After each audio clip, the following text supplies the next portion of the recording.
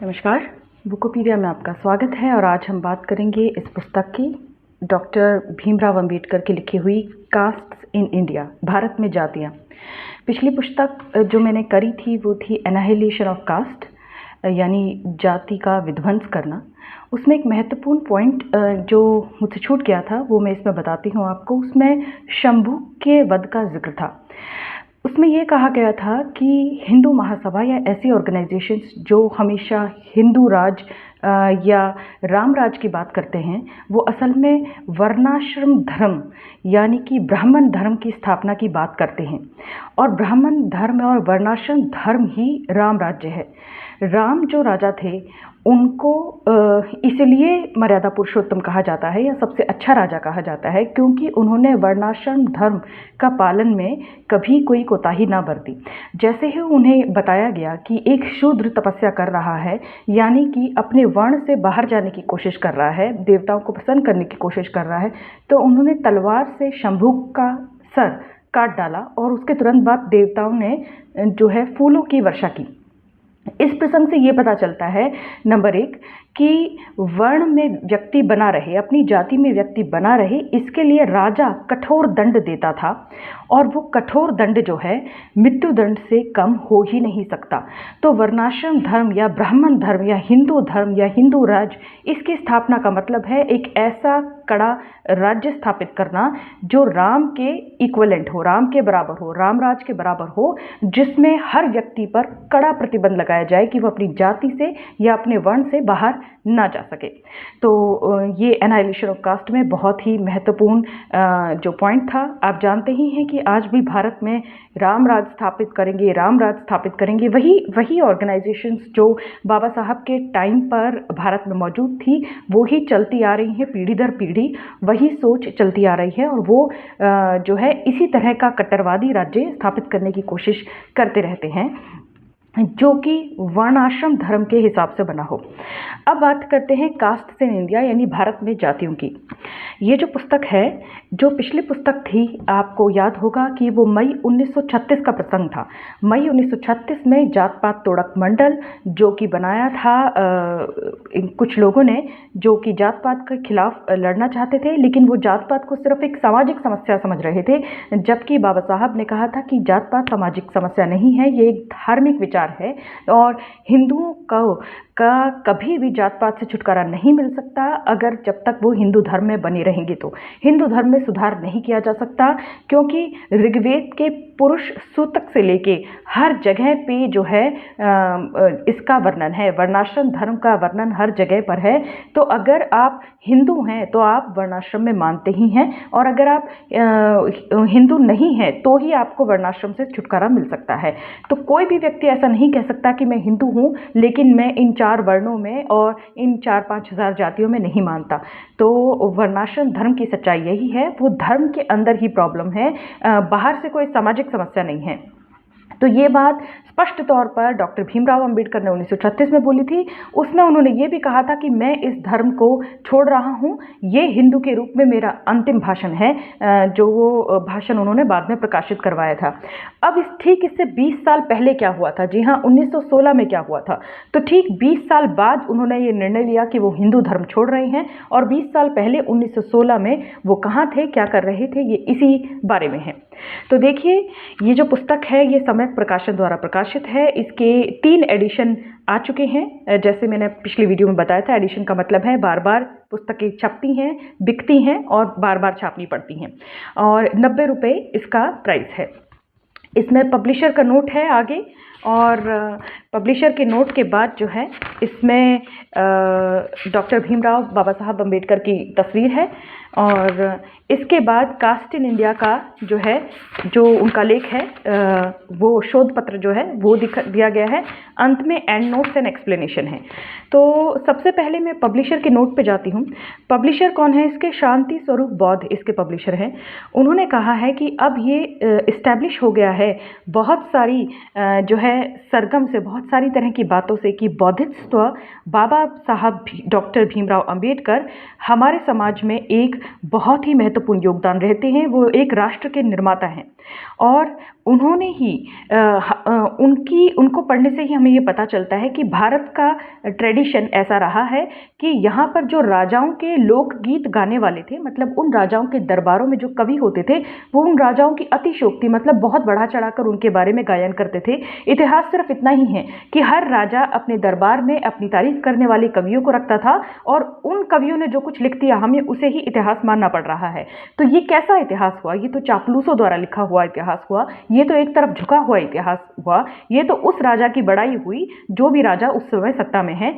तो इस तरह का जो इतिहास है वो सही नहीं है। हमें पहचानना होगा कि हमारे सही नायक कौन हैं। इशारा बाबा साहब की तरफ है। इसमें यह कहा गया है कि बाबा साहब अम्बेडकर की बात के बारे में सुपरलेटिव एट्रीब्यूट्स नहीं है, मतलब ऐसा कुछ नहीं है कि हम उन्हें बहुत बढ़ा चढ़ा कर कह रहे हैं। वो असल में इस प्रशंसा के योग्य हैं। बाबा साहब अम्बेडकर के जीवन का मिशन था कि वो किस तरह से इस दोगलेपन को और इस जाति पाति की दीवार को चुटकियों में तोड़ डालें। बाबा साहब मानते थे कि राष्ट्र का निर्माण चरित्र निर्माण के बिना असंभव है। बाबा साहब उनका जो काम है वो बहुत ही पवित्र है और उनके काम से प्रत्येक व्यक्ति के प्रत्येक घर तक जो है फ़ायदा पहुंचा है। ये जो प्रेजेंट वर्क है कास्ट्स इन इंडिया, यानी कि भारत में जातियां, ये जो है एक और मील का पत्थर है उनके उस व्यक्तित्व का जो कि उन्होंने अपने समय पे दिखाया। और इसमें यह भी कहा गया है कि बाबा साहब अम्बेडकर के कामों को पढ़ना और उसका प्रचार करना बहुत सही है, क्योंकि उनका काम ही उन्हें अमर कर देता है। तो मैं और मिस्टर MG भगत जो है इस एंड नोट को लिखने के लिए, मतलब जो लास्ट में एंड नोट दिए गए हैं, और इस प्रस्ताव को लिखने के लिए जो है बहुत प्रसन्न है और ये पुस्तक आपको पेश करते हैं। ये शांति स्वरूप बौद्ध ने कहा है। अब फॉरवर्ड किसने लिखा है? फॉरवर्ड इसका लिखा है MG भगत ने, और इसका एंड नोट जो है वो भी MG भगत ने ही दिया है। और MG भगत कौन है ये आइए जानते हैं। MG भगत जो है MA इंग्लिश हैं, MPhil इंग्लिश हैं और PhD जर्नलिज्म कर चुके हैं। तो फॉरवर्ड यानी कि प्रस्तावना, तो प्रस्तावना में इन्होंने लिखा है कि बाबा साहब की जो काम है उनकी जो लेख है उसमें जो है समाज की चेतना जगाने का काम करता है। उनके बहुत सारे काम हैं, जैसे कि भारत में जातियां, जातियों का विध्वंस, needs for check and balances, thoughts and linguistic state, Maharashtra, Ranade, Gandhi, Jinnah, evidence before Southborough committee, visa के इंतज़ार में, इस तरह की बहुत सारी जो है पुस्तकें उन्होंने लिखी हैं और हमने सब पुस्तकों को आप तक पहुंचाने की कोशिश की है। बाबा साहब का विचार था कि जो समाज है, society must be based on liberty, equality and fraternity, यानी कि स्वतंत्रता, समानता और बंधुत्व पर आधारित समाज बनाना चाहिए। और इस तरह से बाबा ने समानता, स्वतंत्रता और बंधुत्व की, लिबर्टी, इक्वालिटी, फ्रेटर्निटी को भारत के कॉन्स्टिट्यूशन में ही शामिल करवा दिया। और ये जो कास्ट इन इंडिया है, ये हुआ क्या है? Caste in India, their mechanism, genesis and development. Bharat में जातियाँ वो कैसे यंत्रवत काम करती हैं, उनकी उत्पत्ति क्या है और उनका विकास क्या है, ये एक रिसर्च पेपर है जिसे anthropological department, anthropology seminar, anthropology क्या होती है? मनुष्यों का और उनकी संस्कृतियों का अध्ययन। उस सेमिनार में कोलंबिया यूनिवर्सिटी में 9 मई 1916 को डॉक्टर अंबेडकर ने प्रस्तुत किया। तो जब आप कोई रिसर्च कर रहे होते हैं, PhD कर रहे होते हैं, तो आपको रिसर्च पेपर प्रस्तुत करने होते हैं। तो सेमिनार में ये रिसर्च पेपर प्रस्तुत किया था कास्ट इन इंडिया, बाबा साहब भीमराव अंबेडकर ने कोलंबिया यूनिवर्सिटी में 9 मई 1916 को। तो याद है मैंने आपको बताया था कि मई 1936 की वो घटना है जब जात पात तोड़क मंडल उन्हें आमंत्रित करता है, फिर वो आमंत्रण वापस खींच लेता है और जो है उनको भला बुरा सुनने को मिलता है। जात पात तोड़क मंडल की तरफ से भी कुछ इल्ज़ाम लगते हैं और महात्मा गांधी की तरफ से भी कुछ इल्ज़ाम लगते हैं। जिन्होंने नहीं देखा है वो मेरा पिछला वीडियो ज़रूर चेक करें। तो देखिए, कोलंबिया यूनिवर्सिटी में जो है एथनोलॉजिकल रिसर्च जो है एक कम्प्लेक्स सब्जेक्ट है। एथनोलॉजी किसे कहते हैं? वही जो मैंने आपको बताया है कि एथनोलॉजी है मनुष्यों का अध्ययन करना और उनकी संस्कृतियों का अध्ययन करना। तो एक आदर्श समाज क्या होता है? एक आदर्श समाज वो होता है जिसमें कास्ट जैसी कोई समस्या का सवाल ही ना पैदा होता हो। डॉक्टर अंबेडकर ने ऐसी समाज की कल्पना की जो कि चलायमान हो, मोबाइल हो, should be full of channels for conveying change taking place, जिसमें ऐसे चैनल्स काम करते हों जिसमें बदलाव के लिए जो रास्ते आ सकें, नए नए बदलाव समाज में आए। एक सभ्य समाज वो है जो कि अपने आइडियाज़ को और अपनी विचारों को आराम से एक दूसरे से बांट सकता है, शेयर कर सकता है और आपस में मिल सकता है। तो देखिए, जाति युक्त समाज क्या होता है, आपस में मिलता ही नहीं है, एक अकेलापन सा उसमें रहता है। तो डॉक्टर अंबेडकर ने एक जो है ये भी कहा कि जो फ्रेटर्निटी है यानी बंधुत्व का दूसरा नाम ही लोकतंत्र है। लोकतंत्र, लोगों द्वारा लोगों का शासन तभी संभव है जब लोगों में बंधुता की भावना हो, उनमें आपस में प्रेम हो। अगर बंधुता ही नहीं है, बंधुत्व ही नहीं है, भाईचारा ही नहीं है तो डेमोक्रेसी संभव ही नहीं है। तो उन्होंने जितने भी सामाजिक और धार्मिक बुराइयां हैं जो भारत में फैली हुई हैं उसको विनाश करने की जो है अपने जीवन भर में कोशिश की और उन्होंने इस लोकतंत्र को इसी तरह से स्थापित किया ताकि जाति और धर्म का भेदभाव इसमें ना आ सके। अब जो है एमजी भगत कुछ उस समय के इतिहास के बारे में बताते हैं कि भारत का राजनीतिक इतिहास 1916 में क्या था। भारत का राजनीतिक इतिहास 1916 में असर्टिव फेज का था, 1905 से 1918 तक का। देखिए, असर्टिव फेज क्या था? कांग्रेस के दो धड़ थे, नरम दल और गरम दल। तो जो नरम दल था वो 1918 तक ज़्यादा लोकप्रिय था, ज़्यादा इस्टेब्लिश था। उनका मतलब था कि अंग्रेज़ों से प्यार प्यार से थोड़ा थोड़ा करके अपनी चीज़ें मांगे, मतलब थोड़ी थोड़ी स्वायत्तता, थोड़ी थोड़ा स्वराज मांगते जाएं। बाद में जब है जब क्रांतिकारी आने लगे समाज में, जैसे भगत सिंह हैं या थोड़े थोड़े लाला लाजपत राय भी उस तरह के गर्म स्वभाव के, इस तरह के जो लोग आने लगे, चंद्रशेखर आज़ाद, फिर बाद में आज़ाद हिंद फौज वाले, तो कांग्रेस ने भी अपना रवैया अंग्रेजों के प्रति कड़ा अपना लिया, एग्रेसिव रवैया अपना लिया। तो शुरू में 1905 से 1918 तक असर्टिव रवैया था। तो 1905 से 1918 में जो असर्टिव रवैया था वो तब भी राष्ट्रीयता की भावना भारत में ज़रूर बढ़ रही थी और वो ऐसा समय था जब जापान इकलौती ऐसी एशियाई देश जिसने रूस को हरा दिया था। इटली की जो ताकतें हैं उसने एबनीशिया, इथोपिया में एबनीशियन लोगों को हरा दिया था। साउथ अफ्रीका में बोअर लोग थे जिन्होंने 3 साल तक 1899 से लेकर 1902 तक अंग्रेज़ों के विरुद्ध ही युद्ध लड़ा।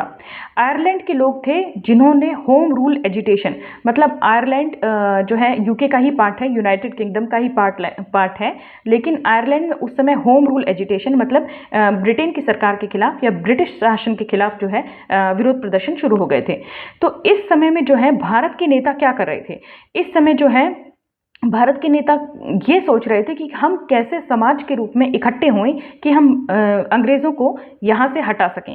और उस समय जो है अपने ये विचार जो है पत्र पत्रिकाओं के माध्यम से लोगों तक पहुँचा रहे थे।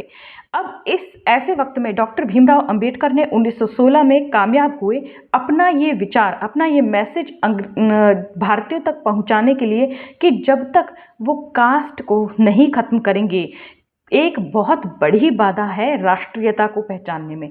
जब तक आप जाति की बाधा को खत्म नहीं करेंगे आप एक अच्छे राष्ट्र नहीं बन सकते। इस तरह से डॉक्टर अंबेडकर ने एथनोलॉजिस्ट को कोट किया। एथनोलॉजिस्ट का मतलब है वही मैंने आपको पहले बताया था जो मनुष्यों की सभ्यताओं का अध्ययन करते हैं। उनको कोट किया और कहा कि भारत की जो पॉपुलेशन है वो एक मिक्स्ड पॉपुलेशन है, इसमें आर्यन, द्रविडियन, मंगोलियन, सिंथियन सब शामिल हैं। और भारत का जो इंडियन पेनिसुला है, जिसे अब इंडियन सब कॉन्टिनेंट भी कहते हैं, जो 3 तरफ से समंदर से घिरा हुआ है और उत्तर में हिमालय है, हिमालयन रेंजेस हैं, ये जो पेनिसुला है इसमें एक सांस्कृतिक एकता ज़रूर है और इसमें एक होमोजिनिटी है, मतलब सब कुछ एक जैसा होते हुए भी जो है ये कास्ट की समस्या कैसे आ गई, इतनी विशाल कैसे हो गई, इसको जो है बहुत ही ज़्यादा समझने की ज़रूरत है। डॉक्टर अंबेडकर ने कहा कि कास्ट की जो डेफिनेशन है वो भी 4 लोगों से मैं लेकर आगे बढ़ता हूँ। इसकी डेफिनेशन जो है फ्रेंच अथॉरिटी ने दी है, यानी कि फ्रेंच शिक्षक ने दी है, mister Senart, mister Nesfield, sir H राइली और इंडियन अथॉरिटी डॉक्टर केटकर। तो इंडिया में जो कास्ट है और इसके साथ जो रीति रिवाज हैं वो इतनी विशाल स्तर पर फैल गया है, इतने विशाल स्तर पर फैल गया है कि ऐसा लगता है कि किसी एक व्यक्ति का या किसी एक ग्रुप की चालाकी तो ये नहीं हो सकती। और ऐसा भी मानना जाता है कि जो जितने भी ऑर्थोडॉक्स हिंदू हैं, मतलब जितने भी रूढ़िवादी हिंदू हैं, वो इस तरह से ढल चुके हैं इस कास्ट सिस्टम में कि वो इसके बिना अपने आप को अधूरा समझते हैं, क्योंकि कास्ट सिस्टम जो है शास्त्रों ने ही क्रिएट किया है। जी हाँ, बाबा साहब 1916 में ही समझ गए थे कि जो कास्ट है, जो जाति की समस्या है, वो सामाजिक समस्या नहीं है, वो हिंदुओं की धार्मिक समस्या है, वो हिंदुओं के धर्म में ही है, शास्त्रों का हिस्सा है। शास्त्रों का मतलब है स्मृति और श्रुति। तो स्मृति का मतलब है जो याद करके लिखा गया, मतलब जो सुनते आ रहे हैं वो याद है, याद करके पहले लिखा नहीं जाता था, रिटर्न नहीं होता था, तो याद कर करके रट्टा मार मार के एक पीढ़ी से दूसरे पीढ़ी को सिखाते थे, उसे कहते हैं सुनकर लिखा गया, यानी श्रुति जो सुनकर लिखा जाए उसी टाइम, और स्मृति जो याद कर करके ओरल वे में आगे बढ़ाया गया, ओरल ट्रेडिशन से। तो ये कहते हैं कि जो शास्त्र हैं, हिंदुओं का ये मानना है कि शास्त्र तो गलत हो ही नहीं सकते, और जितने भी समाज सुधारक हैं उन्होंने जातिवाद को और छुआछूत को जो है समझने की कोशिश की और इसे खत्म करने की कोशिश की। वो इसलिए नाकामयाब हुए क्योंकि ये जो जातिवाद और छुआछूत है हिंदुओं के धर्म का ही हिस्सा है।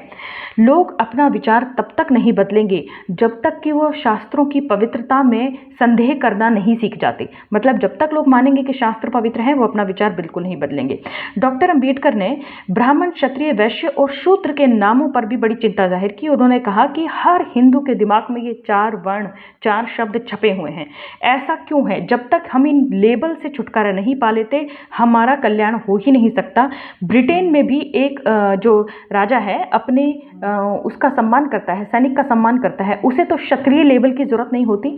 ब्रिटेन में भी लोग अपने पढ़े लिखे लोगों का सम्मान करते हैं, बुद्धिजीवियों का, इंटेलेक्चुअल लोगों का सम्मान करते हैं। उन्हें तो ब्राह्मण उसकी लेबल की जरूरत नहीं होती। ये जो लेबल्स हैं ये परमानेंटली हिंदू समाज से चिपक गए हैं और हिंदू सोसाइटी को इससे डिफिकल्टी हो रही है इससे बाहर निकलने में। उन्होंने कहा कि जब तक हम इन शब्दों से छुटकारा नहीं पा लेते, तब तक हमारा जो दिमाग है वो हमारे लोगों के प्रति नहीं बदलेगा। जब तक हम इन लोगों को यूं कैटेगराइज करते रहेंगे ब्राह्मण, क्षत्रिय, वैश्य, शूद्र, तब तक हमारा दिमाग इन लोगों के प्रति नहीं बदलेगा और तब तक जो है हम इस कास्ट को, इसकी समस्या से छुटकारा नहीं पा सकेंगे। तो एम जी भगत जी कहते हैं, तो हम प्रस्तुत करते हैं कि इस बुक में क्या लिखा है, एक नई तरीके से समझते हैं। देखिए, कास्ट्स इन इंडिया, यहाँ पर ये जो ऐसे है वो शुरू होता है और इसके पीछे जो है मैं आपको ले जाना चाहूँगी, क्योंकि मैं पहले वो चीज़ आपको बताना चाहूँगी। पीछे क्या है, इसके एंड नोट्स हैं, मतलब अगर कोई बड़े शब्द इसमें लिखे गए हैं या कुछ बातें लिखी गई हैं तो उसका विवरण वो क्या चीज़ है वो उसमें है। मैं पीछे इसलिए ले जाना चाहूँगी क्योंकि पीछे जो इसके जो है लड़कियों की स्थिति पर, कन्याओं की, आज वैसे भी वुमेंस डे है, 8 मार्च है, तो लड़कियों की स्थिति हिंदू समाज में क्या रही है उस पर विस्तार से दिया गया है। तो पहले हम आइए उसको समझते हैं। लड़कियों की शादी, गर्ल्स मैरिज, और या ये कहें वुमेन्स कंडीशंस, औरतों की जो स्थिति है, तो इसमें लिखा गया है कि इंडो आर्यन या वैदिक इंडिया जिसे कहा जाता है, उस समय पे तो औरतों की काफ़ी इज्जत थी, उन्हें हाई एस्टीम में रखा जाता था। जो औरतें हैं वो हर तरह के त्योहारों में, हर तरह के फंक्शंस में फ्रीली हिस्सा लेती थी, कोई पर्दा सिस्टम नहीं था।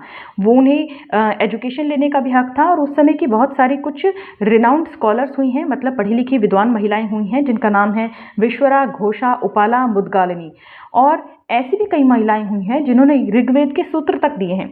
लेकिन उस समय जो है सभी लोग मोनोगमी, यानी कि एक पुरुष और एक महिला का जो है संग इस्तेमाल करते थे, केवल राजाओं को छोड़कर। राजा जो थे वो कई पत्नियां रखते थे और एक ही बार विवाह करने का जो है नियम चलता था। और सती जैसा या चाइल्ड मैरिज, बच्चों की शादी जैसा कोई भी सिस्टम था नहीं। जो डाउरी सिस्टम था वो भी कुछ अस्पष्ट सा था, सिर्फ इसलिए कि लड़की की थोड़ी मदद कर दी जाए, मतलब लड़की घर से जा रही है तो उसको कुछ मदद कर दी जाए, उसका कुछ हैंडीकैप हो जाता है, मतलब कुछ उसका परिवार का, उसका सामान कुछ कम हो गया है तो उसको कुछ दे दिया जाए। सिर्फ छोटा सा ही डाउरी का सिस्टम था। उसके बाद समाज में जो है लेटर वैदिक पीरियड, मतलब वैदिक पीरियड का भी आगे का हिस्सा आया। 1000 बिफोर क्राइस्ट से लेकर 600 बिफोर क्राइस्ट तक जो है महिलाओं की स्थिति में बदलाव होने लगा और महिलाओं की स्थिति बद से बदतर होती चली गई। और महिलाओं ने पुराना रुतबा खो दिया और ना तो उन्हें धार्मिक रूप से ना ही सामाजिक रूप से पुरुषों के योग्य माना जाने लगा। राजा और जो सामंत लोग हैं वो बहुत ज़्यादा बीवियां रखने लगे और बेटी का जो जन्म है उसे एक दुर्भाग्यशाली चीज माना जाने लगा और समाज में बेटियों की इज्जत जाती रही। ऐसा कुछ लेकिन तब भी अर्ली मैरिज यानी बच्चों की शादी का कोई सिस्टम नहीं आया था, पर्दा सिस्टम भी नहीं आया था और सती सिस्टम भी नहीं आया था। इस समय में देखा जाए तो कास्ट सिस्टम जो है सख्त हो गया था और एक कास्ट से, एक जाति से दूसरी जाति में जाना या दूसरी जाति में शादी करना जो है खत्म हो गया था। बहुत सारी जातियां आ गई थी जिन्होंने वर्ण सिस्टम को रिप्लेस कर दिया था। तो ये क्या कब का बात है? लेटर वैदिक पीरियड का। तो रिलीजियस लाइफ, धार्मिक जो जीवन था वो भी बहुत ज़्यादा कॉम्प्लेक्स, रिजिड होता जा रहा था, यानी जटिल होता जा रहा था।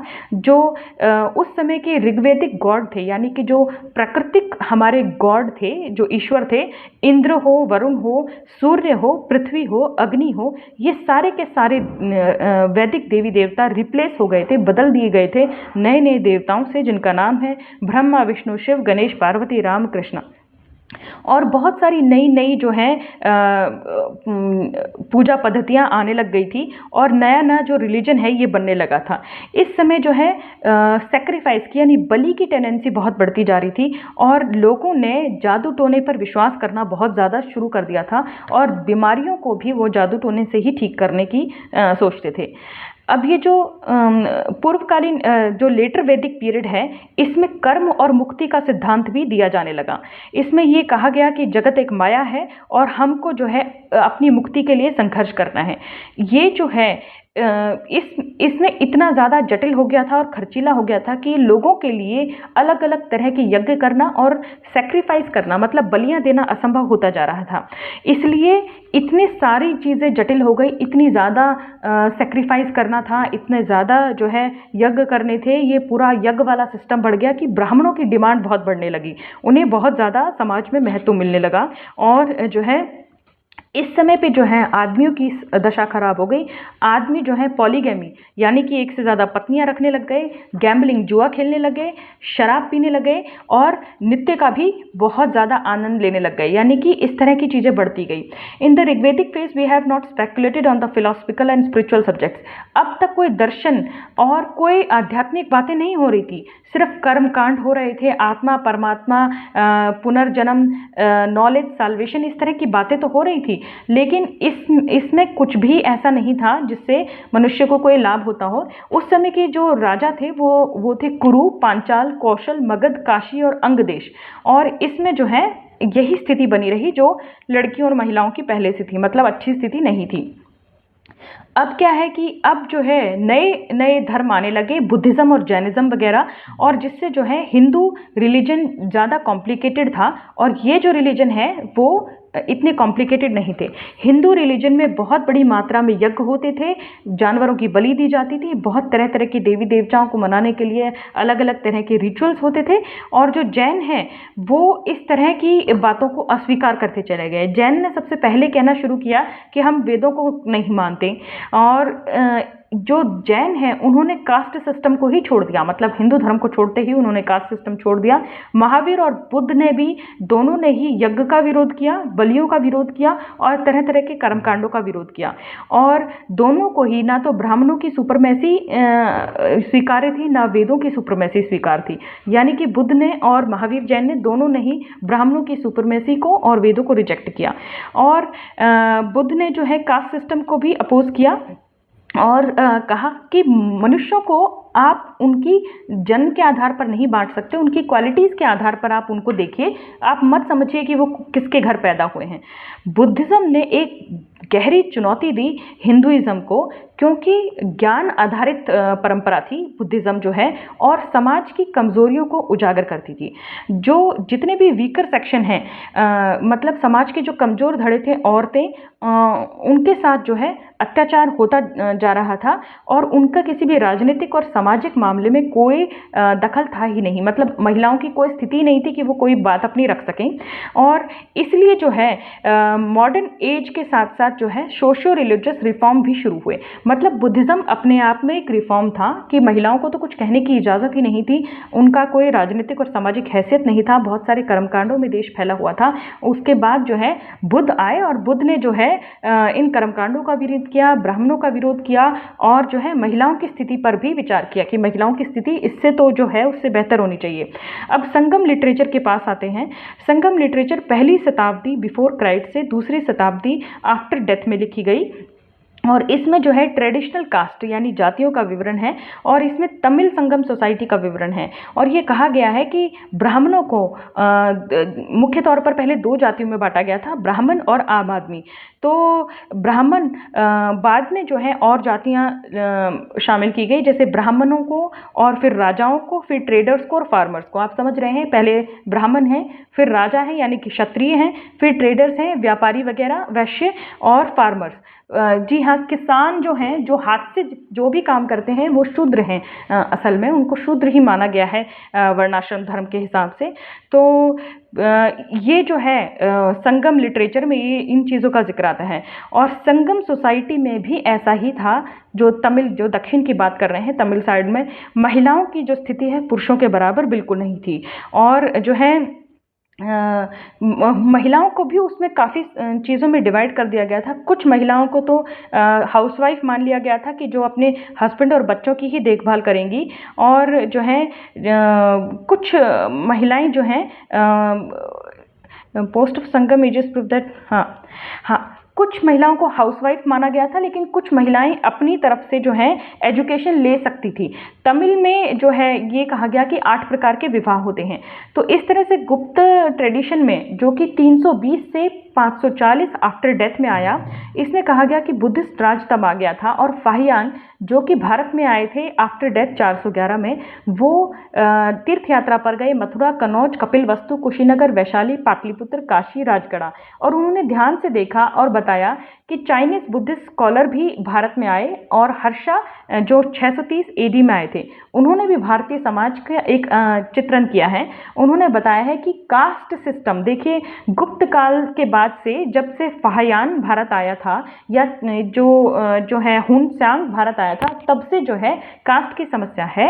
और जो है कास्ट सिस्टम बहुत सख्त हो गया था, लेकिन पर्दा सिस्टम उस समय नहीं था और महिलाएं एक जगह से दूसरी जगह यात्रा करने को स्वतंत्र थी।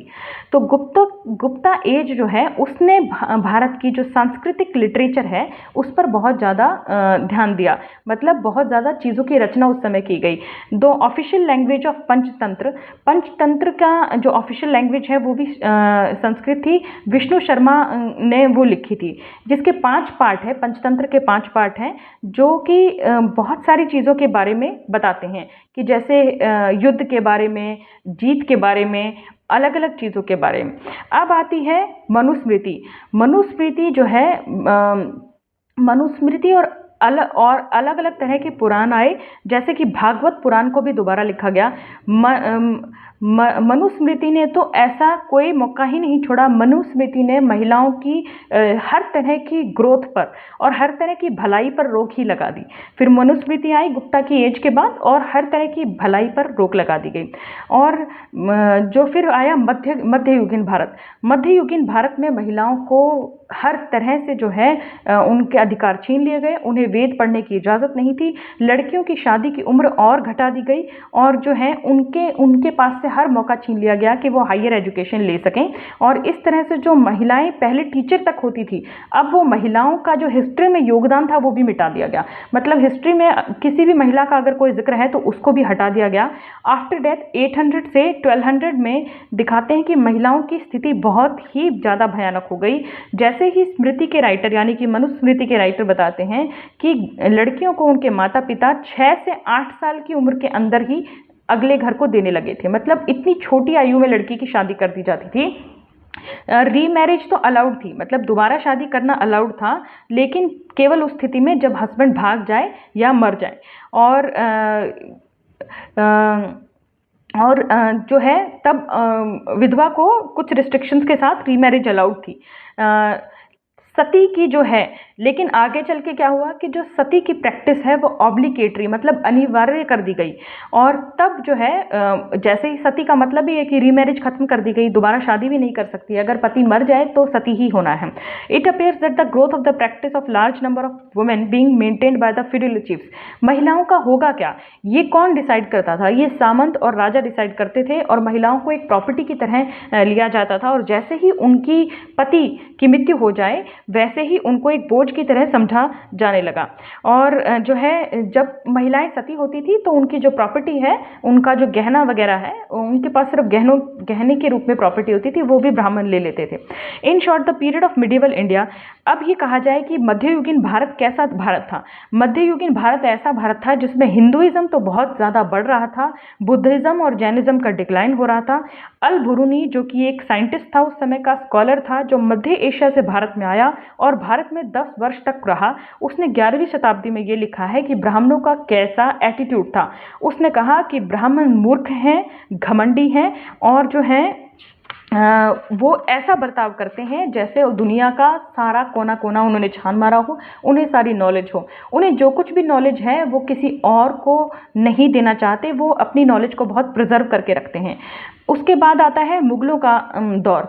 मुगलों के दौर में सोशल डेवलपमेंट यानी सामाजिक विकास होने लगा, और जो अकबर हैं उन्होंने बहुत सारी चीज़ों का ट्रांसलेशन करवाया। उन्होंने संस्कृत, अरेबिक, ग्रीक और पर्शियन में बहुत सारे ग्रंथों का ट्रांसलेशन करवाया। सिंहासन बत्तीसी और अथर्ववेद का भी उन्होंने ट्रांसलेशन करवाया। बाइबल तक का ट्रांसलेशन अकबर ने करवाया था ताकि लोगों तक वो चीज़ें पहुँचे। They are followed by the Quran, Mahabharata, Gita और रामायण। तो उसने कुरान, महाभारत, गीता, रामायण सब चीज़ों का जो है अरबी, फारसी या जो उस समय लोकल लैंग्वेज प्रचलित थी उसमें ट्रांसलेशन करवाया। उसने जो है सती को जो ज़बरदस्ती सती करी जाती है उसके लिए जो है स्ट्रिक्ट पनिशमेंट घोषित की, और जो उसके सिपाही थे वो जा के देखते थे कि कहीं औरतों को ज़बरदस्ती सती तो नहीं किया जा रहा, लेकिन अगर कोई महिला ये कह देती थी कि वो अपनी इच्छा से सती हो रही है तो उसे करने दिया जाता था। औरंगजेब ने 1664 में सती के खिलाफ एक ऑर्डर निकाला था कि सती बिल्कुल नहीं किया जाएगा। अकबर ने विधवाओं की दोबारा शादी को जो है मंजूरी दी थी, और ये कहा था कि लड़कियों की शादी की उम्र 14 साल और लड़कों की 16 साल होनी चाहिए। मतलब 14 और 16 साल उसने उम्र कर दी थी। और आप जानते हैं वैदिक काल में, या जो उत्तर वैदिक काल है, जो लेटर पीरियड था, उसमें 6 से 8 साल की बच्चियों की शादी होने लगी थी। तो इसमें उसको बढ़ा दिया गया मैरिजेबल एज को, और विधवाओं की शादी भी की गई। तो मुगल काल में काफ़ी सुधार लाने की कोशिश की गई। पहले भारत की स्थिति, खासतौर पर महिलाओं की स्थिति और भी खराब थी। तो सोशल रिलीजियस मूवमेंट, अब जो है धार्मिक सामाजिक सुधार आंदोलन हुए 19वीं शताब्दी में, जिसमें तार्किक और मानवीय और वैज्ञानिक सोच विकसित हुई जीवन के प्रति। इसमें सामाजिक दृष्टिकोण भी बदला और जाति को खंडित करने की बातें होने लगी। जो चाइल्ड मैरिज है उसको रोकने की बातें होने लगी, डाउरी सिस्टम को रोकने की बातें होने लगी, पर्दा सिस्टम की भी बातें होने लगी, बच्चियों की हत्या, फीमेल इन्फेंटिसाइड और सती, इसको रोकने की बातें होने लगी। ये जो सारा का सारा सिस्टम था, ये इन जो अंधविश्वास है इस पर इन्होंने भारी प्रभाव किया। जो भी सोशल रिफॉर्मर्स थे उस समय के, उन्होंने भारी प्रभाव किया अंधविश्वास पर, और मूर्ति पूजा का विरोध किया, पॉलीथिज्म मतलब सैकड़ों देवी देवताओं की पूजा का विरोध किया, और जो जन्मजात पंडित बने रहते हैं उसका विरोध किया कि जन्मजात नहीं होना चाहिए, इंडिविजुअल लिबर्टी होनी चाहिए, व्यक्तिगत स्वतंत्रता होनी चाहिए और सामाजिक समानता होनी चाहिए। तो कौन थे उस समय के ये सामाजिक सुधार वाले लोग जिन्होंने इतनी सारी चीज़ों को ठीक करने की कोशिश की? ये लोग थे ब्रह्म समाज के संस्थापक राजा राम मोहन राय, जो 1772 से 1833 का उनका जीवन काल रहा। आर्य समाज के संस्थापक दयानंद सरस्वती जी, इन्होंने भी कुछ सुधार करने की कोशिश की।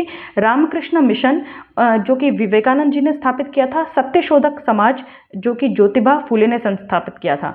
राजा राम मोहन राय ने तो अपना एक अभियान ही चला दिया कि वो सती को मिटाकर रहेंगे। उन्होंने पर्दा प्रथा का भी विरोध किया और पॉलीगैमी यानी कि मूर्ति पूजा और बहुत सारे देवी देवताओं की पूजा का विरोध किया। उन्होंने चाइल्ड मैरिज, बच्चों की शादियों को डिस्करेज किया कि मत करो, और उन्होंने विधवाओं को पुनर्विवाह करने की जो है भी वकालत की। राजा राम मोहन की लगातार कोशिशों के कारण ही विलियम बेनेडिक्ट नाम के जो गवर्नर जनरल थे उस समय के भारत के, उन्होंने सन 1821 में एक सती के विरुद्ध कानून बनाया और सती को इलीगल घोषित कर दिया और सती करने पर जो है पनिशेबल बाय लॉ, मतलब गैर कानूनी तो है ही, जो करता पकड़ा गया उसको कानूनी रूप से सजा मिलेंगे।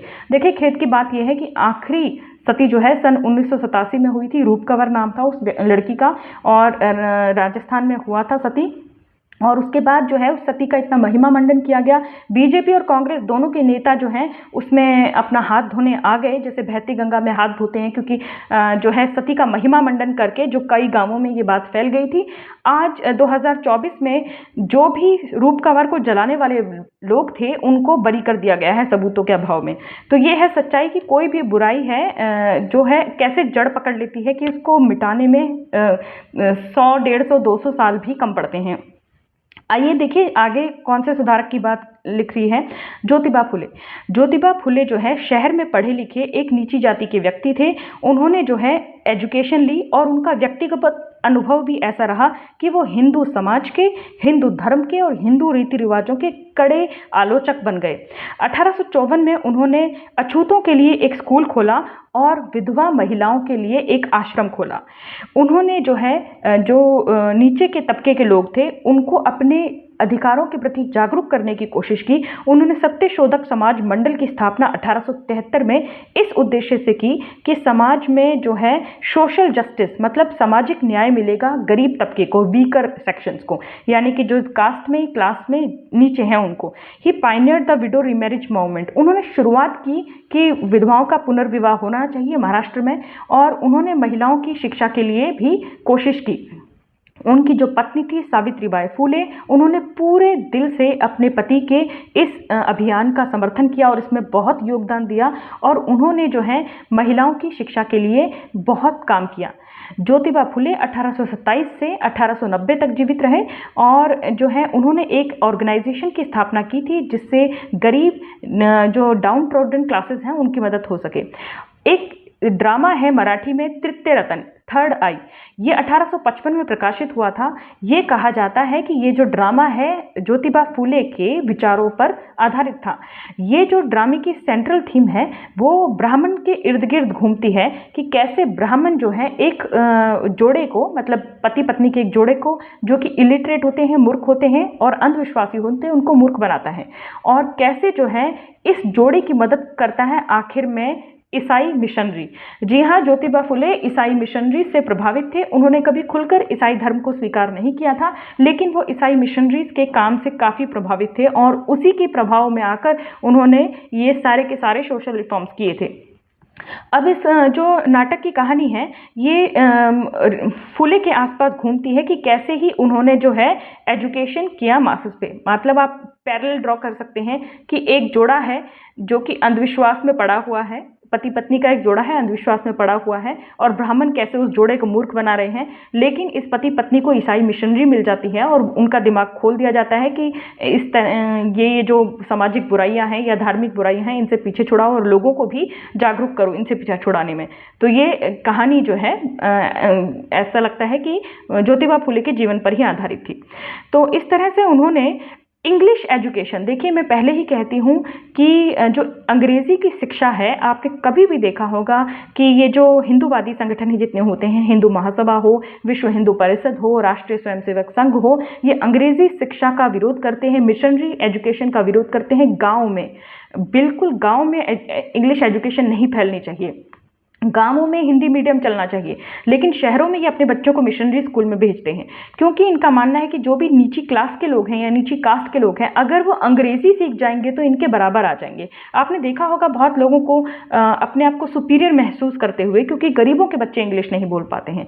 तो आपको पता है कि उड़ीसा में, झारखंड में, छत्तीसगढ़ में, जहाँ भी ट्राइबल इलाकों में ईसाई मिशनरीज पहुँचती हैं कि हम बच्चों को अंग्रेजी शिक्षा दे दें, वहाँ पर ये ऑरेंज पहुँच जाते हैं और ऑरेंज कपड़ों वाले पहुंच जाते हैं और उसका विरोध करते हैं। एक बहुत दुखद घटना भी ऐसी हुई थी बहुत साल पहले भारत में कि उड़ीसा के जंगलों में जो ट्राइबल इलाका है वहाँ पर ग्राहम स्टेन्स नाम का एक व्यक्ति मिशनरीज था, मतलब वो ईसाई धर्म प्रचारक था और वो बच्चों को शिक्षा देने के लिए वहाँ पर जाता था और जो है वो ट्राइबल्स को यानी आदिवासियों को अंग्रेजी की शिक्षा ना दे सके, उन्हें ज्ञान ना दे सके, वहाँ स्कूल ना खोल सके, ईसाई मिशनरियाँ डर जाएं और वहाँ से हमेशा के लिए चली जाएं, तो जो है बजरंग दल के एक व्यक्ति दारा सिंह ने उसको यानी ग्राहम स्टेन्स को, उसके बेटे फिलिप को और उसके बेटे टिमोथी को, जिनकी उम्र 11 क्रमशः 6 वर्ष थी, तीनों को जीप में बंद करके जिंदा जला दिया था।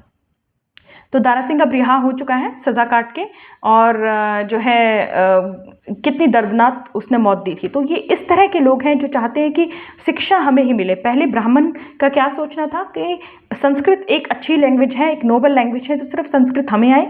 अब जो है अपर कास्ट और अपर क्लास सिस्ट लोग जो होते हैं, जो क्लास में विश्वास रखते हैं या कास्ट में विश्वास रखते हैं, वो कभी नहीं चाहेंगे कि गरीबों के बच्चे या डाउन ट्रोडन क्लासेस के बच्चे या शेड्यूल कास्ट, शेड्यूल ट्राइब्स, इस तरह के लोग जो हैं अंग्रेजी भाषा का ज्ञान ले। तो ये थी अंग्रेजी भाषा पे बात।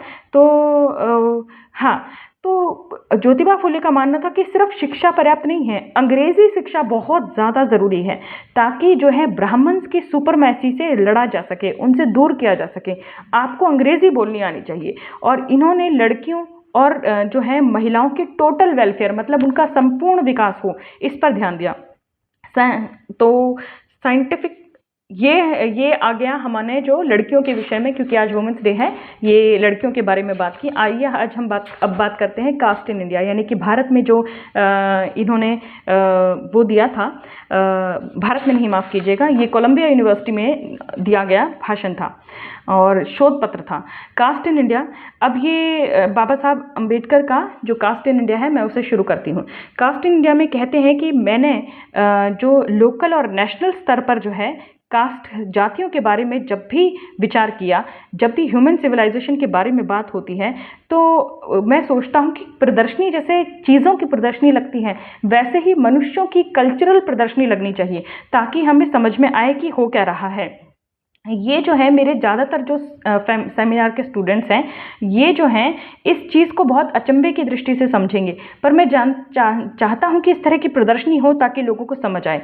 तो ये मेरा समय आ गया है, 9 मई 1916 का दिन है, और मैं अपना जो शोध पत्र है, भारत में जातियाँ, there mechanism, genesis and development, Bharat में जातियाँ, उनकी उत्पत्ति, विकास और उनका यंत्रवन, ये आप पर प्रस्तुत करता हूँ। देखिए, मैकेनिज्म का मतलब होता है कि कोई चीज़ काम कैसे होती है, मैकेनिकल्स क्या है, जेनेसिस का मतलब है उत्पत्ति, और जेनेसिस शब्द जो है बाइबल से लिया गया है। बाइबल में जो जेनेसिस बुक है, मतलब उत्पत्ति का जो बुक है, उससे जेनेसिस शब्द लिया गया है। डेवलपमेंट का मतलब आप जानते हैं, विकास। तो जातियों की उत्पत्ति कैसे हुई, जातियाँ यंत्रवत किस तरह से काम करती हैं, और जातियों का विकास कैसे हो रहा है, इस शोध पत्र को प्रस्तुत करते हैं डॉक्टर भीमराव अंबेडकर। और वो कहते हैं कि जाति की जो मैं इतना निराशावादी व्यक्ति नहीं हूँ कि मैं ये सोच लूँ कि इस समस्या का समाधान हो ही नहीं सकता। मैं ये जानता हूँ कि कोई भी चीज़, कोई भी प्रॉब्लम जो है इतनी ज़्यादा मुश्किल नहीं है कि वो सॉल्व ना की जा सके। लेकिन मैं जाति के बारे में एक बात कहना चाहता हूँ, ये बहुत ज़्यादा इम्पॉर्टेंट है। मैं इसे अंग्रेज़ी में पढ़ के भी सुनाती हूँ आपको, ये काफ़ी मशहूर उनका डायलॉग है। Caste is a local problem, but one capable of much wider mischief. For as long as caste in India does exist, Hindu will hardly intermarry or have any social intercourse with outsiders. And if Hindus migrate to other regions on earth, Indian castehood become a world problem. इसका हिंदी बताती हूँ मैं आपको।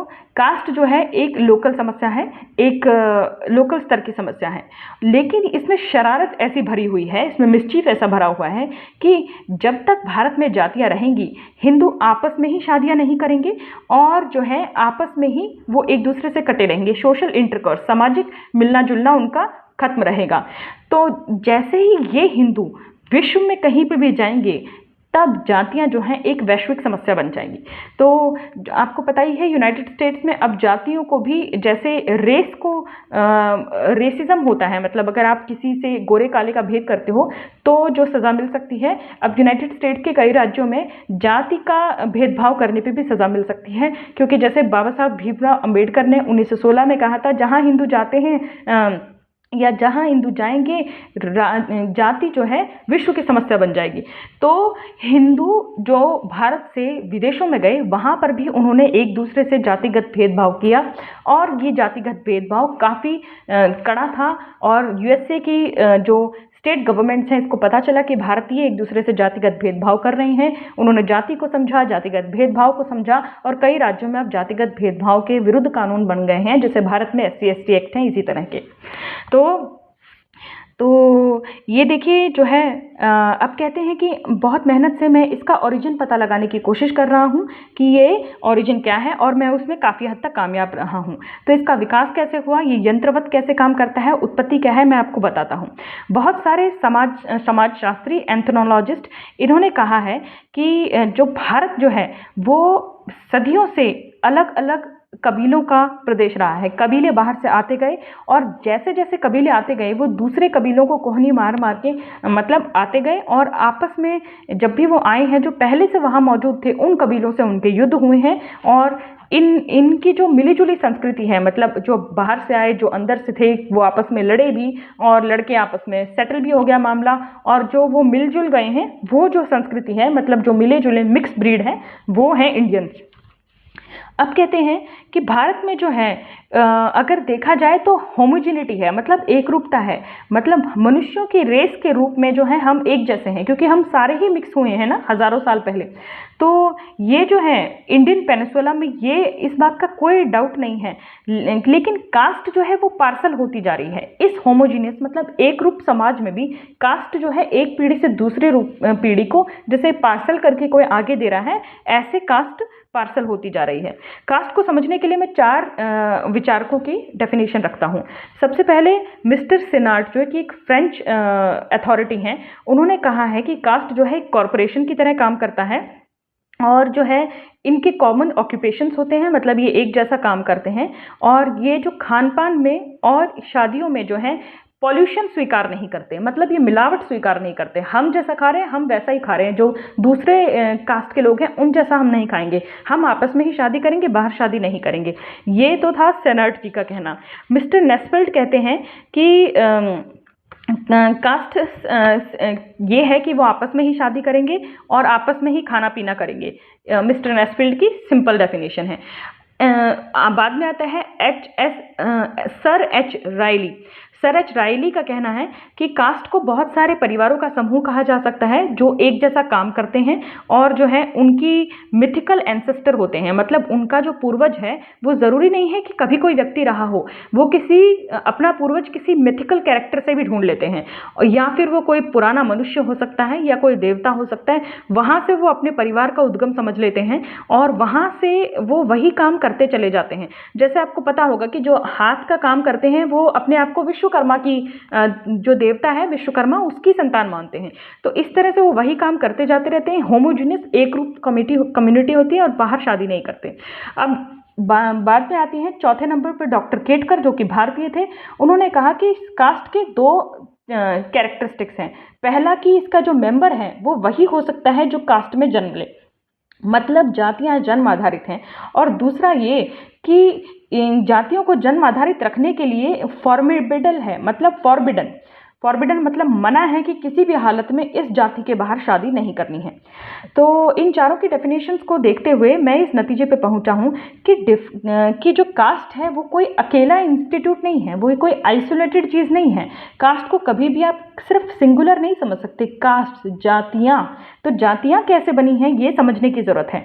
तो ये कहते हैं कि जो नेस्फील्ड है उन्होंने तो बहुत साधारण सी डेफिनेशन दी है, और जो है ये जो पॉल्यूशन की उन्होंने बात की है ये बिल्कुल सही है कि सबसे पहले चीज़ ये है कि जो पॉल्यूशन का जो है आइडिया ऑफ पॉल्यूशन कास्ट का एक चरित्र है।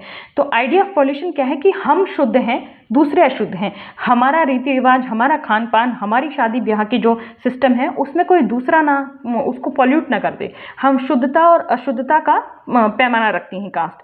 और जो दूसरा इन्होंने कहा कि कास्ट जो है सेल्फ इंक्लोज्ड यूनिट है।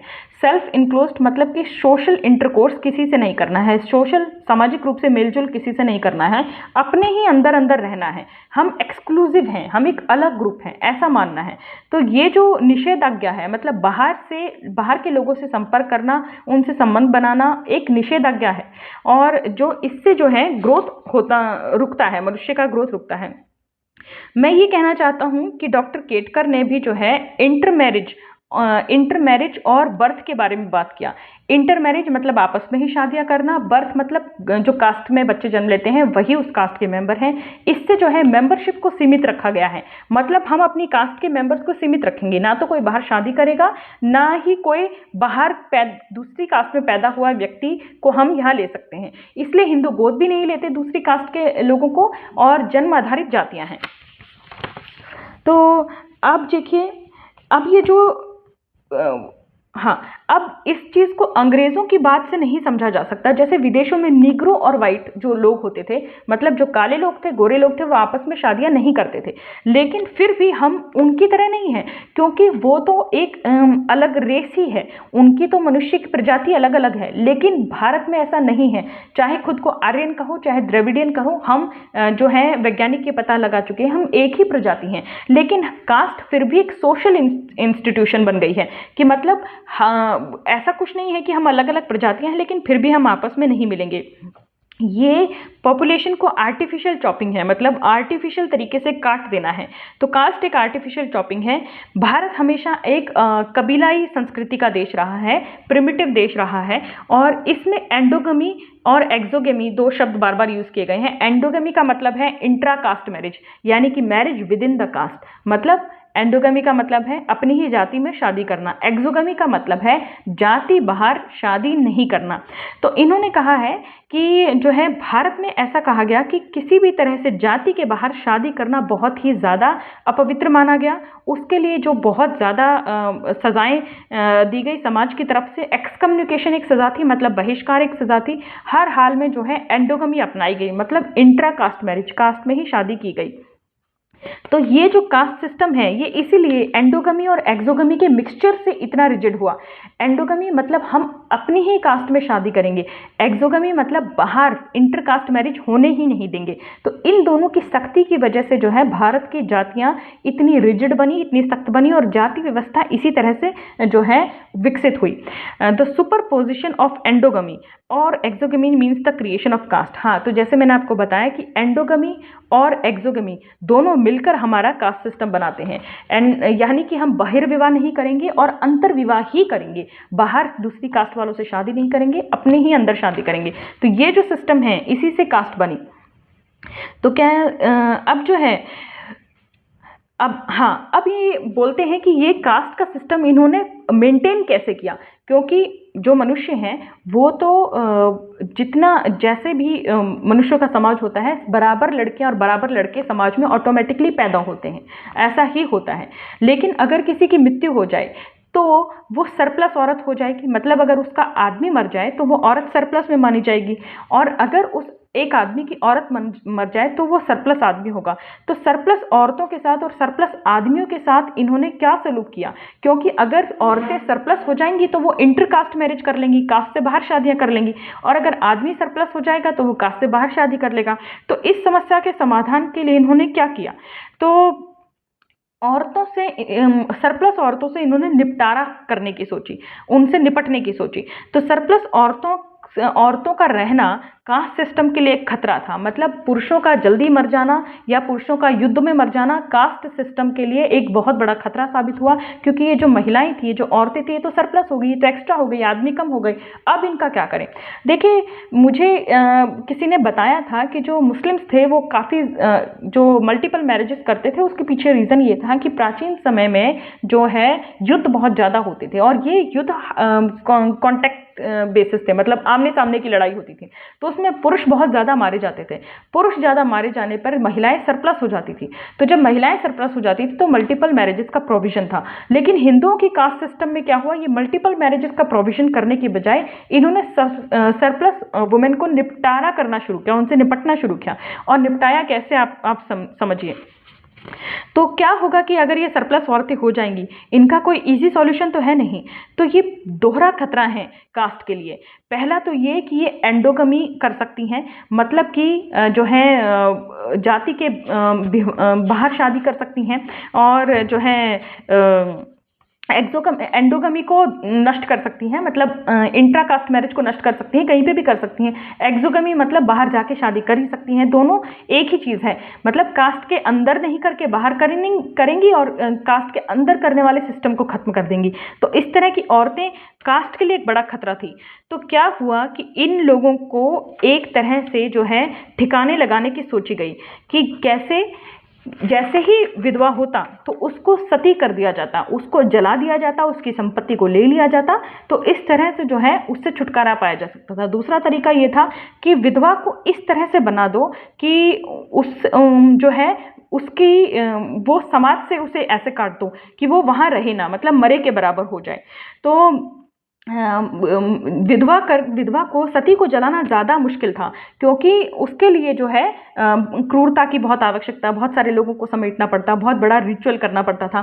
तो जो है दूसरा सरप्लस विडोहुड, मतलब ज़बरदस्ती की उसको विडो बना के रखना, मतलब एक सोशल डेथ उसकी कर देना कि आप खाना चटपटा नहीं खा सकते, मीठा नहीं खा सकते, सफ़ेद कपड़े पहनने हैं, बाल कटवा लेने हैं, अच्छा नहीं दिखना है, समाज से दूर रहना है, किसी झोपड़े में रहना है, भजन गाते रहना है, भीख मांग के खाना है। इस तरह का जो सोशल डेथ था वो करना। तो औरतों को इन्होंने ऐसे निपटाने की सोची। तो सरप्लस औरतों से तो इन्होंने ऐसे छुटकारा पाया। तो अब जो है इस तरह से अब अगर आदमी विधवा हो जाए, मतलब आदमी अगर उसकी वाइफ मर जाए तो क्या, आदमी को तो के साथ तो ऐसा नहीं किया जा सकता कि आदमी को सती करवा दिया जाए, क्योंकि आदमी हमेशा से ही हर समाज का एक डोमिनेंट फिगर रहा है, मतलब एक प्रमुख व्यक्ति रहा है। आदमी की इच्छाओं का बहुत महत्व है, औरत की इच्छा का कोई महत्व नहीं है। तो इसलिए जो है समाज ने, धर्म ने और अर्थशास्त्र ने, मतलब जो इकोनॉमी है, हर कहीं ने औरतों को ही हमेशा प्रताड़ित किया है, लेकिन आदमी के साथ ऐसा नहीं किया जा सकता। तो जब आदमी विधवा हो जाए या विधुर हो जाए, विडोअर हो जाए, वो सरप्लस हो जाए, तो उसके साथ क्या किया जा सकता है? सबसे पहले तो ये किया जा सकता है कि उस व्यक्ति को जो है समाज को त्याग करने के लिए कहा जाए कि तुम समाज का त्याग कर दो, साधु बन जाओ, या धार्मिक सेलिबेसी बन जाओ, ब्रह्मचार्य अपना लो, अविवाहित जीवन अपना लो। लेकिन जो है मनुष्य ब्रह्मचार्य या अविवाहित जीवन अपनाना नहीं चाहता, क्योंकि जो आकर्षण होता है, प्रलोभन होता है ऐसी चीज़ों का जो अब आपके पास नहीं है, मतलब स्त्री नहीं है पास में, महिला नहीं है पास में, तो उसके पास जो आकर्षण है कि मुझे तो औरत चाहिए, वो कहाँ जाएगा? और हर व्यक्ति को ये किसी आदमी को आप मजबूर नहीं कर सकते कि वो जो है ब्रह्मचर्य अपना ले या संन्यास ले ले। तो ऐसे आदमियों का क्या किया जाए? ऐसे आदमियों के लिए इन्होंने इंतज़ाम किया कि हम ऐसी लड़कियां इनको उपलब्ध कराएं जो अभी जो है मैरिज के, विवाह योग्य हुई नहीं है, इसलिए जो है बच्चों की शादियां इनसे करे जाने लगी। जी हाँ, बड़े आदमियों की शादियां छोटे बच्चों से, छोटी लड़कियों से इसलिए की जाती थी क्योंकि सरप्लस आदमी का क्या किया जाए, उसकी वाइफ मर गई है, आदमियों की संख्या ज़्यादा हो गई है, औरतों की संख्या कम है। तो ऐसे में जो औरत अभी बनी ही नहीं है, जो बच्ची अभी बड़ी ही नहीं हुई, उसकी शादी करा दी जाती थी। तो इस तरह से ये सिस्टम चलाया गया सरप्लस आदमी और सरप्लस औरतों को एडजस्ट करने का, ताकि जो है कास्ट का ये रिजिड सिस्टम चलाया जा सके। जो इसके बारे में जो है हिंदुओं की कोई भी रिटन हिस्ट्री कभी होती ही नहीं है, क्योंकि हिंदुओं को लिखने पे विश्वास ही नहीं था, उन्हें गाने पे, बोलने पे विश्वास था। लेकिन जो है ये जो जटिल समस्या है कि सोसाइटी ने कैसे कास्ट सिस्टम को बनाए रखा उस परिस्थिति में जब महिलाएं या पुरुषों का जो अनुपात है समाज में बिगड़ जाए, या तो वो मर जाए या वो मर जाए। तो इन्होंने क्या किया, सती की प्रैक्टिस से जाके विधवा को जला दिया जाए और औरत को ज़बरदस्ती विधवा का लिबास पूरी ज़िंदगी पहनने के लिए, मतलब पूरा समाज से उसको बाहर निकाल देना, जो मैंने आपको बताया, उस तरह से विधवापन को स्वीकार करने के लिए, और छोटी बच्चियों की शादी करवाकर। तो छोटी बच्चियों की शादी करा के इन्होंने सरप्लस वुमेन की समस्या को ख़त्म किया, विधवाओं का जो है वैधव्य को उसके जीवन का अभिन्न हिस्सा बनाकर हमेशा हमेशा के लिए, और सती करके। और सरप्लस पुरुषों का आप जानते हैं, या तो वो समाज को छोड़ दें, धार्मिक हो जाए, ब्रह्मचारी हो जाए, नहीं तो उनके लिए छोटी बच्चियां उपलब्ध हैं। तो इस तरह से इन्होंने जो है ये सिस्टम चलाए रखा।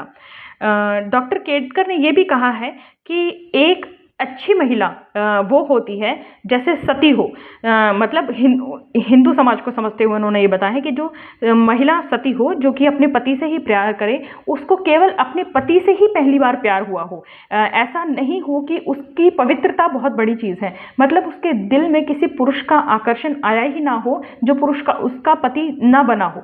तो इसलिए कि किया जाता था कि जब बच्चों के अंदर सेक्सुअल कॉन्शियसनेस ही ना हो, मतलब वो इतनी बड़ी हुई ना हो कि वो जो है संभोग को या आकर्षण को समझ सकें, उससे पहले ही उनका विवाह करा दिया जाता था ताकि जो है उनकी पवित्रता बनी रहे। तो छोटी बच्चियों का यानी चाइल्ड मैरिज की वजह ये भी थी कि उस बच्चे के दिमाग में किसी के प्रति आकर्षण आने से पहले ही उसको पवित्रता के नाम पर एक आदमी को सौंप दिया जाए। तो ये डॉक्टर केतकर ने कहा। तो इस तरह से जो है स्ट्रिक्ट एंडोगमी, मतलब कि जो है जो इंट्राकास्ट मैरिज है वो उसको बचाना बहुत मुश्किल होता जब तक कि जो है एक्सोगमी को ना दुत्कारा जाए, मतलब कि आप कास्ट के अंदर ही शादी करेंगी, कास्ट से बाहर नहीं करेंगी, ये दोनों चीज़ें मिलकर जो है चलाती थी कास्ट सिस्टम को। और हाँ जी, तो अब जो है आगे बाबा साहब कहते हैं कि कास्ट जो है एक इनक्लोज्ड क्लास है। क्या था कि पहले क्लास थी कि ये हमारी क्लास है, तुम्हारी क्लास है, हम ये काम करते हैं, तुम वो काम करते हो। इस क्लास सिस्टम को किसी ने अंदर से इनक्लोज्ड कर दिया, मतलब दरवाजे बंद कर दिए। तो ये जब कोई अंदर से दरवाज़ा बंद कर लेता है तो जो बाहर खड़े लोग हैं वो भी तो बंद ही हो गए ना, दूसरी तरफ वो भी तो, उनका भी तो सिस्टम बंद ही हो गया। तो ये कह रहे हैं कि ये समझना मुश्किल है कि कुछ लोगों ने अंदर से भी दरवाजे बंद किए होंगे, कुछ लोग इस दरवाजे के बाहर भी खड़े रह गए होंगे। तो ये एक अननेचुरल इंस्टीट्यूशन है जो किसी एक व्यक्ति ने किसी एक समय पर नहीं बनाया, बल्कि ये धीरे धीरे धीरे बनता ही चला गया और जटिल होता ही चला गया, इसमें और भेदभाव आता ही चला गया। अब मनु ने कास्ट सिस्टम नहीं बनाया। बाबा साहब भीमराव अंबेडकर स्पष्ट रूप से कहते हैं कि मनु एक जो कानून निर्माता थे, जो हिंदुओं का कानून देते हैं, उन्होंने कास्ट सिस्टम नहीं बनाया। उन्होंने बस उस कास्ट सिस्टम को जो पहले से चला आ रहा है उसको लिखा, उसको और कड़ाई से लिखा और उसके नियम लिखे। तो जो है कह रहे हैं कि ऐसा भी नहीं है कि हम कहें कि कुछ लोगों ने बैठकर कास्ट सिस्टम बना लिया या सोचकर कास्ट सिस्टम बना लिया। असल में ब्राह्मणों ने कास्ट सिस्टम बनाया या मनु ने कास्ट सिस्टम बनाया, ये नहीं कह सकते कि किसी ने ऐसे सोचकर बनाया। लेकिन ब्राह्मणों ने अपने ऊपर जो प्रतिबंध लगाए वो प्रतिबंध उसने पूरी दुनिया पर या माफ़ कीजिएगा पूरे भारत पर कैसे लगाए। मतलब कास्ट सिस्टम ब्राह्मण सोच तो सकते हैं कि हाँ हम ऐसे ऊंच नीच में लोगों को बांटेंगे, लेकिन दूसरे लोग उनकी इस बात को क्यों मानेंगे, उनमें क्यों ऐसी ताकत रही। असल में इसका भी जवाब बाबा साहब भीमराव अंबेडकर ने दिया है। ऐसा है कि कास्ट कोई बैठकर सिखाई नहीं गई है, ब्राह्मणों ने ऐसे करके बैठा के प्रीच नहीं किया है कि हम तुमसे ऊपर है, तुम हमसे नीचे, और पीढ़ी दर पीढ़ी लोग मानते चले गए। ऐसा नहीं हुआ है। हुआ ये है कि जो है इन्होंने जो भारत में विभिन्न जातियां बनी हैं वो सबसे पहले तो इस आधार पर बनी कि क्या क्या काम करते हैं लोग, फिर अपनी अपनी जो कबीला है उसको आपको संगठित रखने के विचार से बनी, फिर जो है नया नया विचार कि हमारा कबीला इस तरह से सोचता है उस विचार से बनी, फिर क्रॉस ब्रीडिंग, मतलब कि नई नई जातियां बनती चली गई क्रॉस ब्रीडिंग से। मतलब पहले तो ब्राह्मण क्षत्रिय वैश्य शूद्र और फिर आपस में क्रॉस ब्रीडिंग होती गई, नई जातियां बनती गई, फिर माइग्रेशन, फिर एक जाति के लोग वहां चले गए, वहां से वहां चले गए। तो इस तरह से जब लोग आते गए नई नई जातियां बनती गई, इस तरह से हजारों जातियां बन गई।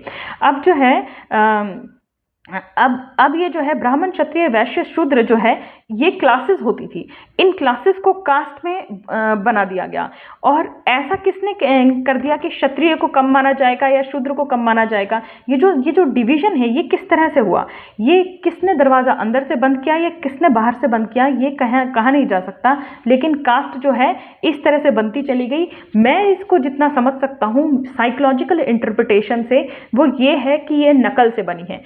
जी हाँ, एक नकल की बीमारी है, एक नकल का इन्फेक्शन है जो फैल गया उससे बनी। जैसे कोई भी नियम थे जो ब्राह्मण अपने ऊपर लागू करते थे कि जैसे वो विधवा का विवाह नहीं होने देंगे, उनके घर में सती होएगी औरत या पर्दा करेगी, ये इस तरह का जो भी था, क्योंकि ब्राह्मण प्रबुद्ध लोग माने जाते थे, पढ़े लिखे लोग माने जाते थे, इसलिए उनकी नकल करते करते जो है ये सारे रीति रिवाज आते चले गए। अब इन्होंने प्रॉक्सिमिटी की भी बात की है, ब्राह्मणों के जो जितना नजदीक रहता था वो उतना ही उनका रिवाज अपना लेता था। पिछली पुस्तक में जैसे आप आपको मैंने बताया था कि काफ़ी जगह पे जो है ब्राह्मण इस चीज़ का विरोध कर रहे थे कि फलानी जाति के लोग हमारी तरह साड़ियाँ क्यों पहन रहे हैं। उसमें कास्ट जो एनाइलेशन ऑफ कास्ट है उसमें ये भी कहा गया है कि अंग्रेज बड़े चकित रहते हैं हमारी विभिन्न तरह की वेशभूषा देख के, साड़ियाँ देख के, पगड़ियाँ देख के, लेकिन उन्हें पता नहीं है कि अलग अलग तरह की पगड़ियाँ, अलग अलग तरह की साड़ियाँ जाति सूचक होती हैं। किसी के मुँह पे, माथे पे तो लिखा नहीं है कि जाति क्या है। तो होता ये है कि जो ये जातियां हैं उसके आधार पर साड़ियों के रंग वगैरह निर्धारित होते थे। जैसे राजस्थान में मैंने भी सुना था कि हज़ारों तरह की पगड़ियां हैं, उन पगड़ियों के रंग से पता चलता था कि कौन किस जाति का है। तो इस तरह से जो है नकल से ये चीज़ें बनती चली गई। जो ब्राह्मणों की नकल है वो उनके जितनी जितनी जो लोग नज़दीक थे वो करते चले गए, तो हिंदू समाज सारा उनकी नकल से ही बनता चला गया। तो ब्राह्मणों की नकल क्यों की गई? क्योंकि ब्राह्मण पढ़े लिखे थे, क्योंकि ब्राह्मण संस्कृत जानते थे, और ब्राह्मणों ने अपना जो पुरोहितवाद है एक पीढ़ी से दूसरी पीढ़ी को दिया। इसलिए हिंदुओं ने, जो बाकी के हिंदू थे, उन्होंने ब्राह्मणों को देवता ही समझ लिया और देवता जैसा करते हैं, देवता जैसा कहते हैं, वैसा ही नकल करने की जो है उन्होंने कोशिश की। और जो इनोवेशन है, मतलब किसी चीज़, नई चीज़ का अनुसंधान करना मुश्किल होता है और नकल करना आसान रहता है।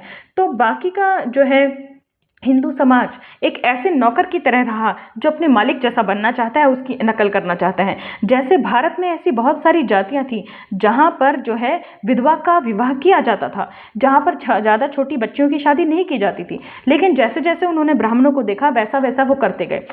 मैं एक बात और दोहराना चाहती हूँ कि ऐसे ही जैसे राजपूत, जाट, गुज्जर, यादव, ये जो जातियाँ हैं, कहते हैं कि ये बाहर से आए हैं, ये कबीले होते थे जो बाहर से आए, लेकिन इनमें से राजपूतों ने ब्राह्मणों को देखा और बुरी तरह से नकल करनी शुरू की।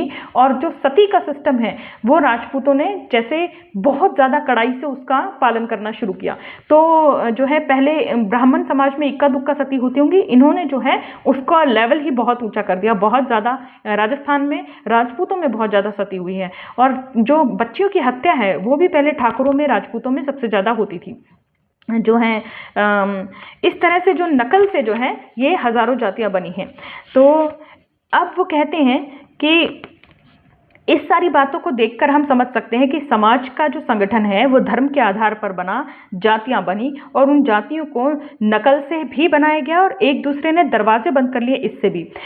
इन spite of the composite makeup of Hindu population there is a deep cultural unity. तो हम इस नतीजे पे पहुंचे हैं कि जैसे ही हम देखते हैं कि भारत का समाज जो है सांस्कृतिक रूप से तो एक जैसा है, लेकिन कास्ट जो है पार्सल के रूप में एक पीढ़ी से दूसरी पीढ़ी को दी जाती है। और कास्ट कैसे शुरू हुई, इमिटेशन से, नकल से, एक दूसरे की नकल से कास्ट सिस्टम शुरू हुआ, एक्सकम्युनिकेशन से और बहिष्कार, अगर कोई इसका नहीं मानेगा उसका बहिष्कार कर दिया जाएगा, उससे ये पकड़ में रहा, इसका पकड़ में रहा। और ऊपर से जो है इस तरह से जो कास्ट सिस्टम ने जो है हमारे देश की तरक्की ही रोक दी है, और हम जो है सांस्कृतिक रूप से भी नहीं आगे बढ़ पाए और वैज्ञानिक स्तर पर भी नहीं आगे बढ़ पाए। और जो है इसलिए मैं कहता हूँ कि हर किसी को कोशिश करनी चाहिए कि वो इस जाति की समस्या से खुद को और दूसरों को बचाए। तो आप समझे होंगे कि इस ऐसे का लबोलुबाब क्या है। मैं दोबारा आपको बता देती हूँ। तो 1916 में जो है डॉक्टर भीमराव अंबेडकर ने कोलंबिया यूनिवर्सिटी में एक शोध पत्र प्रस्तुत किया। उस शोध पत्र का विषय था भारत में जातियाँ। तो उन्होंने समझने की कोशिश की कि भारत में जातियाँ कैसे कैसे हैं। तो उन्होंने भारत में जातियों की उत्पत्ति क्या है, उनका विकास क्या है, और उनका यंत्रवत वो कैसे कार्य करती हैं। इसको समझने के लिए उन्होंने 4 प्रोफेसर्स की डेफिनेशंस को लिया, जिनकी डेफिनेशंस ये थी कुल मिला के कि जातियां ऐसे काम करती हैं कि बाहर किसी और जाति में शादी नहीं करनी है और अपनी जाति के अंदर ही शादी करनी है, अंदर ही सीमित रहना है, और जो है और अगर कोई बाहर करता है तो उसके लिए पेनल्टीज होती हैं, सजाएं होती हैं। तो इस तरह से बाबा साहब ने बताया कि ये सिलसिला चला कैसे। मनु ने जातियां नहीं बनाई हैं, ब्राह्मणों ने जातियां बनाई हैं, लेकिन ऐसे ब्राह्मणों में इतना दम नहीं था, इतने वो शक्तिशाली नहीं थे कि सारे भारत को, सारे हजारों जातियां बना दी और लोगों को कहें कि तुम्हें ऐसे ऐसे करना। असल में उन लोगों ने ब्राह्मणों की नकल की, इमिटेशन किया, और जो उनकी नकल से जो है वो ये चीज़ें करते करते चले गए। तो जातियों का जो सारा सिस्टम है वो दो सिद्धांतों पर काम करता है, एंडोगमी और एक्सोगमी। एक्सोगमी मतलब किसी भी हाल में बाहर शादी नहीं करनी है, जो ऐसा करता है उसको बहिष्कृत भी किया जाता है, उसको पीड़ित भी किया जाता है, मतलब उसको सजा दी जाती है। आप जानते हैं ऑनर किलिंग जिसे कहते हैं, उस तरह की सजाएं दी जाती हैं। और एंडोगमी मतलब अंदर ही अंदर शादी करनी है, अपनी कास्ट में ही शादी करनी है, वो इंट्रा कास्ट जिसे कहते हैं। इंटर मतलब बाहर, इंट्रा मतलब अंदर, अंदर ही शादी करनी है। तो इंट्रा और इंटर कास्ट, इन दोनों को सिस्टम मिलके जो है कास्ट सिस्टम बनाता है। किसी भी हाल में बाहर नहीं करनी, अंदर ही करनी है। जाति में जो पैदा हुआ वही जाति का सदस्य होता है, बाहरी व्यक्ति कभी सदस्य नहीं हो सकता। जाति में विवाह करके भी कोई सदस्य नहीं हो सकता। जैसे उत्तर प्रदेश में जब कोई ऊंची जाति का व्यक्ति किसी नीची जाति की कन्या से विवाह कर लेता है तो भी उसको आरक्षण का लाभ नहीं मिलता। आप विवाह करके अपनी जाति चेंज नहीं कर सकते। कहते हैं जाति जाति नहीं, तो इसलिए जो है जाति का सिस्टम ऐसे नहीं जाता। विवाह करके जन्म लेकर ही जाति मानी जा सकती है। तो ये नकल से हुआ, एक्सकम्युनिकेशन से हुआ। महिलाओं के बारे में उन्होंने बताया कि कैसे जातियों का सिस्टम जो है महिला को और पुरुषों को प्रतिबंधित रखने के भी उससे बना। कैसे था कि जब किसी महिला का पति मर जाता था तो महिला एक्स्ट्रा हो जाती थी, सरप्लस वुमेन। जब किसी आदमी का पत्नी मर जाती थी तो वो सरप्लस आदमी हो जाता था। तो सरप्लस आदमी के लिए तो इन्होंने सिंपल कर दिया कि या तो वो दीन दुनिया को छोड़ दे, या तो वो साधु हो जाए, ब्रह्मचर्य अपना ले, ईश्वर भक्ति में मन लगाए। अगर उससे ये नहीं हो सकता तो उसके लिए एक छोटी बच्ची उपलब्ध करा दी जाएगी, मतलब एक बड़े आदमी की छोटी बच्ची से शादी कर दी जाएगी जो मैरिज मार्केट में नहीं आई हो अभी तक। और 6 से लेकर 8 साल तक की लड़कियों की भी शादी होती थी, बहुत छोटी लड़कियों की शादी होती थी प्राचीन समय में। इन शादियों की उम्र बढ़ाकर जो है अकबर के शासनकाल में 14 से 16 उम्र की गई थी। अब जो है सरप्लस औरतों का क्या होता था? सरप्लस औरतों का ये होता था या तो उन्हें सती बना दिया जाता था, पति की सेज पर जो पति की चिता पर बैठकर ही आग लगा दी जाती थी और उनके गहने ले लिए जाते थे, या उनकी सोशल डेथ की जाती थी, मतलब वैधव्य को पूरे जीवन उन्होंने अपनाना है ऐसा उनके साथ कर दिया जाता था, ताकि वो किसी भी हाल में जो है बाहर दूसरे जात के में शादी ना कर सकें। और जो छोटी बच्चियों की शादी कर दी जाती थी। डॉक्टर केटकर ने ये भी बताया कि छोटी बच्चियों की शादी करने के पीछे मुख्य वजह ये थी कि उनकी पवित्रता को बनाए रखना, उनके दिमाग में किसी भी पुरुष का ख्याल तक ना आए, कोई सेक्सुअल कॉन्शियसनेस उनमें हो ही ना। बस वो जिस व्यक्ति से उनकी शादी कर दी गई है, मतलब उनके सेक्सुअल ऑप्शंस को खत्म करके जिससे उनकी शादी कर दी गई है उसी के बारे में वो सोच सकें। तो ऐसे उनकी पवित्रता के नाम पर जो है छोटी बच्चियों की शादी कर दी जाती थी। तो भारत में जो कास्ट की समस्या है वो एक लोकल समस्या है, लेकिन ये समस्या एक ग्लोबल समस्या बन जाएगी। जहाँ जहाँ हिंदू जाएंगे वो इस समस्या को लेके जाएगी। ये एक अननेचुरल सोशल इंस्टीट्यूशन है, मतलब ये नेचुरल नहीं है। हम सब जेनेटिक रूप से एक ही जैसे ही लोग हैं। हम लोग हिंदुस्तानी, हिंदू या भारत में रहने वाले जितने भी लोग हैं वो अलग रेस नहीं हैं, वो काफ़ी रेसेस का मिक्सचर है। हम मिक्स्ड पॉपुलेशन है, उत्तर से लेकर दक्षिण तक, पूर्व से लेकर पश्चिम तक हम मिक्स्ड पॉपुलेशन के लोग हैं, हम होमोजीनस लोग हैं। लेकिन ये जो अननेचुरल कास्टिज्म है ये जो है हमें डिवाइड करता है। तो उम्मीद है आपको ये वीडियो पसंद आया होगा। बहुत मेहनत से मैंने बनाया है और जो है आगे भी मैं ऐसी चीज़ें आपके लिए लाती रहूँगी। प्लीज़ अगर आपको मेरा मेहनत अच्छी लगी, मेरा काम अच्छा लगा तो इसे लाइक, शेयर, सब्सक्राइब और कमेंट ज़रूर कीजिएगा। धन्यवाद।